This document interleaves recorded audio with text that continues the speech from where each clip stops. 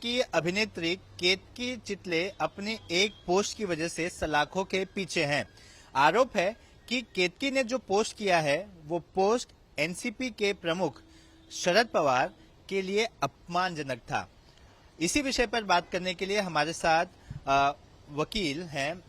अली काशिफ खान देशमुख। इनसे हम समझने की कोशिश करेंगे कि आखिर कैसे पोस्ट होते हैं जो आपको सलाखों के पीछे भी ले जा सकते हैं। काशिफ,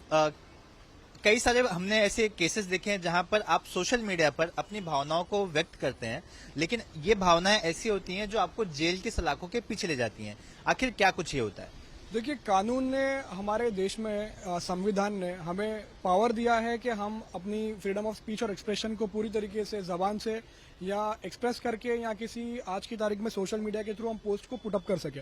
लेकिन संविधान ने ये भी हमें बोला हुआ है, कहा है कि उस freedom of speech and expression के अंदर वो सारे पावर्स और राइट्स जो है वो एब्सोल्यूट नहीं है, और वो कुछ रेस्ट्रिक्शन के साथ आते हैं, कुछ लिमिटेशन के साथ आते हैं। और वो लिमिटेशन ये है कि उस एक्सप्रेशन और फ्रीडम को लेके अगर किसी की भावनाएं भड़काई जाती हैं या किसी की धार्मिक भावनाएं उल्लंघन किया जाता है या किसी को ठेस पहुंचाई जाती है, तो उसके लिए कानून में आईपीसी सेक्शन में सेक्शन 153A, 153B, 505, 298A और ऐसी काफी धाराएं है। सेक्शन 500 डिफेमेशन भी है, 501 है, और ये सब धाराएं जो है वो इसके लिए इसीलिए बनाई हुई है कि अगर कोई अपनी लिमिट्स क्रॉस करता है और दायरे के बाहर जाके अगर कुछ गलत टिप्पणियां और अभद्र भाषाएं यूज करता है तो उनके लिए कानून बनाया गया है, जिसपे सजा जो है 2 साल से 7 साल तक की होती है। देखिए, कई बार लोग अपनी भावनाएं तो व्यक्त करते ही हैं, लेकिन कई बार बॉडी शेमिंग भी करना शुरू कर देते हैं। जैसे कई सारे मामले हैं उसमें आपकी शरीर को लेकर भी कुछ कमेंट कर दिया, अगर आपकी विचारधारा उनकी विचारधारा से मैच नहीं खाती है। ऐसे में भी ये प्रावधान है कि उन्हें पनिशमेंट दी जाए। और क्या होता है, सोशल मीडिया पे जब केस रजिस्टर्ड होता है, सोशल मीडिया पे जब आप कोई टिप्पणी करते हैं तो ऐसे में आपके खिलाफ कई सारी जगहों पर शिकायतें जाती हैं, क्योंकि वो सोशल मीडिया प्लेटफॉर्म होता है, कई एफआईआर रजिस्टर्ड हो जाती हैं। तो इन दोनों चीज को लेकर आपका क्या मानना है? देखिए, जहाँ तक हम इस चीज की बात करें कि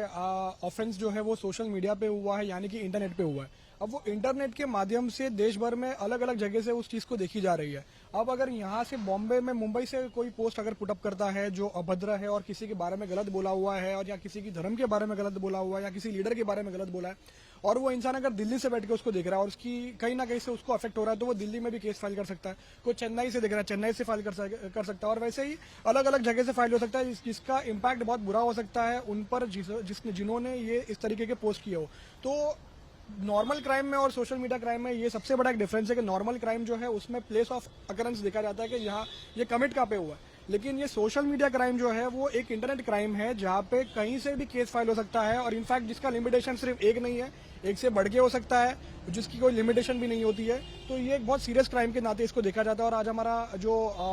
देश है, जो दुनिया है, वो पूरी सोशल मीडिया पे काफी डिपेंडेंट है। तो हमें भी ये चीज समझनी जरूरी है कि हम कहाँ अपनी लिमिट्स क्रॉस कर रहे हैं। बॉडी शेमिंग पर बात, बॉडी शेमिंग की जहां तक बात है, देखिए, डिफेमेशन जो सेक्शन 500 है वो डिफेमेशन एक पर्टिकुलर इंसान के लिए और पर्टिकुलर